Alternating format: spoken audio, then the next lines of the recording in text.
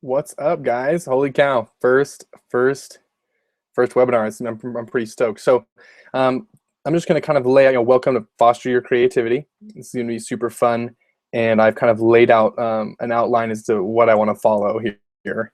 I'm kind of time myself to stay within the bounds. But so the first thing that I wanted to kind of approach, obviously, is we're going to be covering fostering your creativity, and then we're going to be going into kind of what is creativity, where can we find it, if we're kind of reading, having creative blocks, where can we go to kind of break those through and get through those, and then also when you're working on a project, how to kind of publicity wise get it out there and let people see it once you've kind of reached that terrifying phase where you're like, okay, I don't want to release it. Finally we're like, let's do it, and you do it, which is the scariest step, but it's the most admirable, I think. So we'll just start with a little timer here. So the first thing that I want to talk about is just creativity in general. A lot of people, and it's a very, very broad sense. You're a creative person.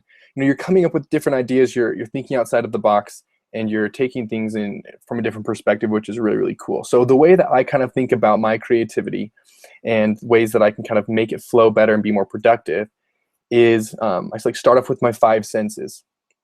So you have your sight, smell, taste, touch, and hearing.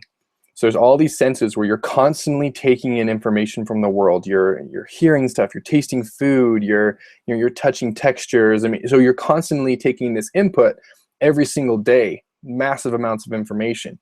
Now, once you have those inputs and everything, now what's awesome about art, and what I love about it so much, is that now you can kind of use art as a vehicle to kind of show people how you view those five senses.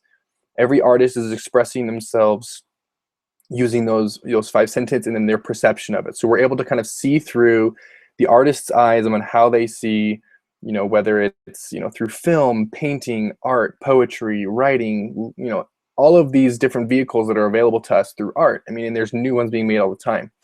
But that's kind of how I think, there's the input, then you have your perception and how I see the world, or how someone else sees the world. And what's great with art is I can look at someone else's art and be like, wow, like I've never seen the world from that perspective. That's such an interesting perspective.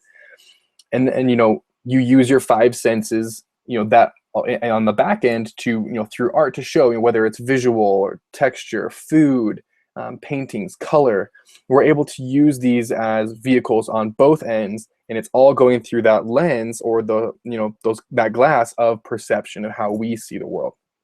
So sometimes what can happen is in certain points, kind of these translation points, when we get the input and then we have the output, we will have kind of this block where we can't, we're having all this information come in and someone's saying, okay, be creative, but then this output, there's just this clog right here. We can't get it out and start, taking how we see it, or it's a project or whatever. We can't see it on the back end.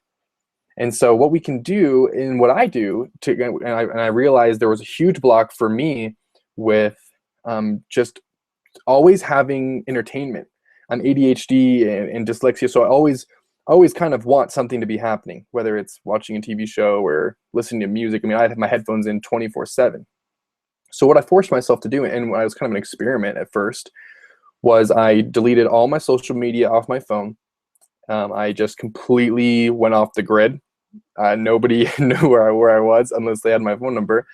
And so I used that as, what happened is I got bored a lot, which isn't a bad thing. What I've learned is, because in this beginning piece, now I have all this input and all of these things that I'm seeing and feeling and touching and smelling. I mean, all of these senses are just like almost like heightened in a sense, because I'm not constantly having that stimulus, that red number one on an app that makes me just go crazy.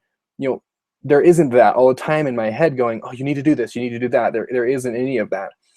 And so what you can do is it kind of clears out that block at the end where you're kind of like, I can't come up with anything. It will clear it out. And for some reason, you just get bored and your mind starts coming up with all of these ideas. It's like, oh, what about this? And oh, well, what about that? And what I forced myself to do was to write those down. As I wrote every single idea that I had, even it was a sentence, phrase, a set of words, a moral dilemma that I wanted to illustrate, but I didn't know how to illustrate it yet. It was this constant kind of role of what I was experiencing in life and all of these things. And so that's kind of where I found my block, and I kind of was able to break it. And now creativity is kind of this flowing circle, and it's a balance. Life's a balance, because I use social media a ton to connect with people, and I use it as a vehicle to promote my films or my projects or whatever it is. I use it and it's valuable, but it's this balance. You don't want it to take over, because your creativity can be found, getting buried by it. And now you're constantly taking everyone else's ideas in, but you can never kind of think your own creative ideas, your original ideas. And so that's kind of the creative block in my creative process, and how I found the ways to break that creative block is to kind of allow myself to be bored, and, just to sit around and think, what kind of story do I want to tell, or how do I want to tell it, or something like that. Excuse me. And so that's kind of the first two. My time's up. I'm horrible time management, so it's something I'm working on. And it's just, I'm kind of like getting myself blocked. So for the first 5 minutes, we're just going to cover the creative process and blocks and how to break them. So I'm curious to see what you guys, if you do the experiment and you take your social media and you delete it and you just allow yourself to be bored. I'm curious to see, if you do it for 3 weeks. Do it for 3 weeks. And at the end of 3 weeks, I want you to just like look back at, I keep all of my notes on my phone. I just have my note app. Whenever I have a short film idea, I'll just be like, short film idea, boom, and I'll just start writing it down. And I'll just, if I keep thinking about things about that film while I'm just kind of driving or listening to music, I'll reapproach it and I'll keep writing notes. And all I'm doing is just writing notes. The sky's the limit. A person could die here. A person could live here. This moral dilemma. All these things just kind of cutting across that I'm writing down, because I can approach it later. And so the second half that I wanted to talk about was the creative process in general. A big reason why a lot of people are not as creative as they could be is because there's one thing that'll stop them, and it's hard. It is the hardest thing to get past, and creating something is the hardest thing you'll ever do. It's something from nothing is just, there's nothing there, and now there's something, and there's nobody else can answer for that other than you, because you created it. It is 100% original you. And that's fear. Fear stops people all the time. There are so many people that I've approached and been like, hey, I'm curious to see, how you did this or how you did that. And I'm reading this awesome book, actually. I was recommended to me by a friend of mine, Save the Cat. Oh my gosh. That's specifically on screenwriting. But creativity, it hits these points that it's, nothing is going to be there unless you're there. It's all you, and nobody's going to come and take some creative idea you have and say, okay, here it is for you. They're not going to, creativity is all you. There's nobody else to help you. There's people who can collaborate, but that idea is yours, and own it. But it's that scary fear where it's I don't know if someone's going to like it. I don't know what's going to happen. What if I'm not good enough? There's all these fears. And by all means, I feel those every single day. Every creative person, when they take their feet off their bed and they put it on the ground, every single person has those same things. I don't know what I'm doing. I think I know what I'm doing. Yeah, sure. I'll create this and do that and shoot the gun here and pull the trigger there and move this there and move these gears there and talk to this person, ask them questions. It is constantly this battle that we have with ourselves in that creative process. So, nobody's going to come and do it for you.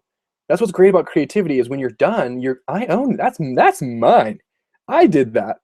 It could freaking suck. It could be the worst thing in the world. People could just hate it and they could drag it across the ground. But that's mine. There was nothing there before. Now there is.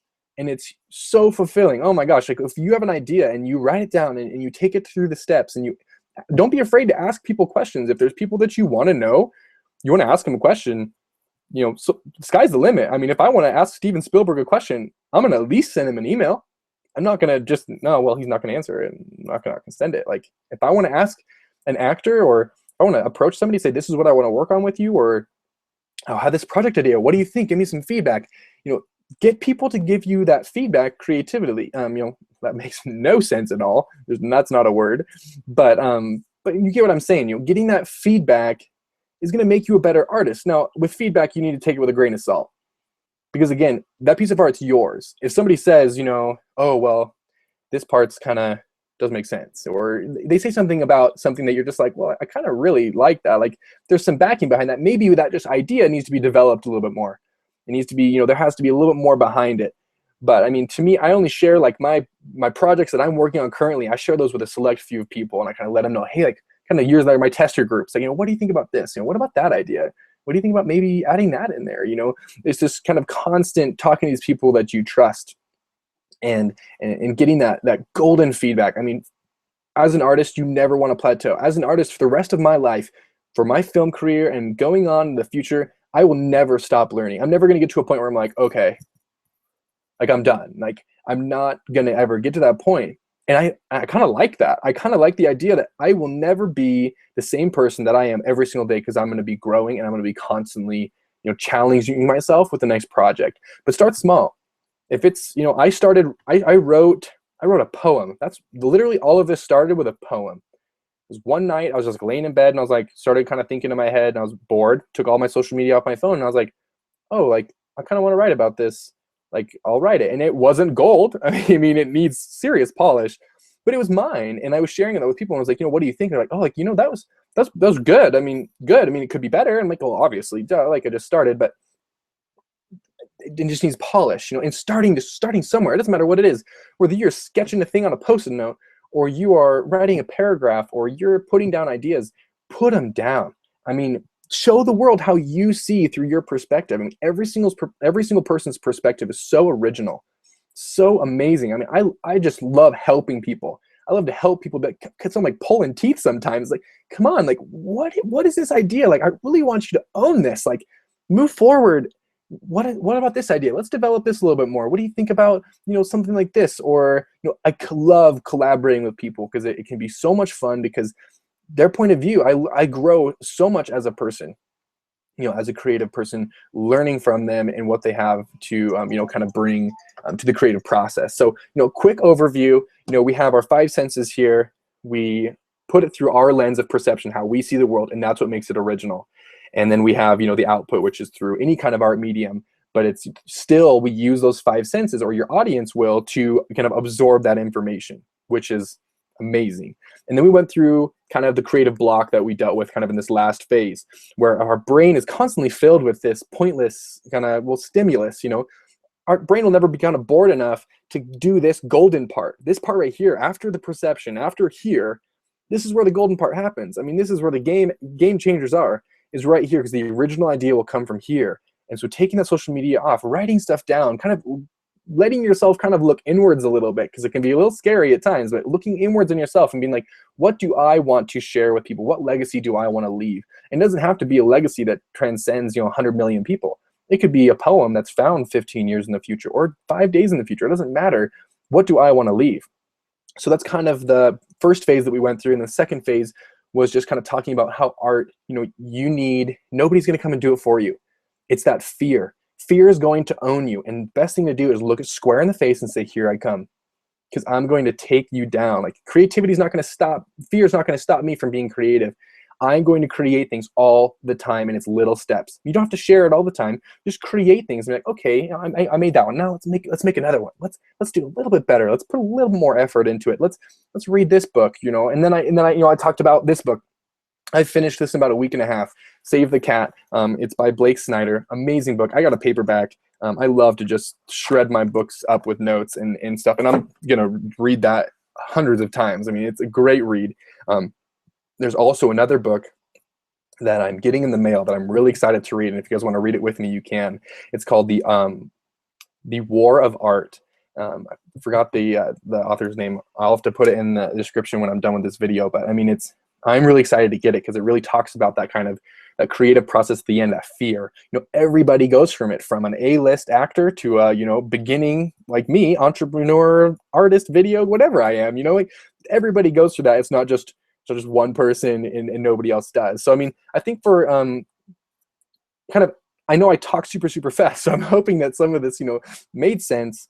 And if you want me to kind of go over things in more depth, just let me know in that questions section. And for like the last 4, 5, 6 minutes, depending on how many questions we have, I can kind of address those and see what you guys are thinking about. But let me know if you guys have any questions. I would love to answer them, kind of see what you guys, as writers or as actors or anybody who's creative, whether you're a painter or whatever, what kind of things do you deal with that, creative blocks, or, maybe the social media thing, you've tried it, and it just doesn't work.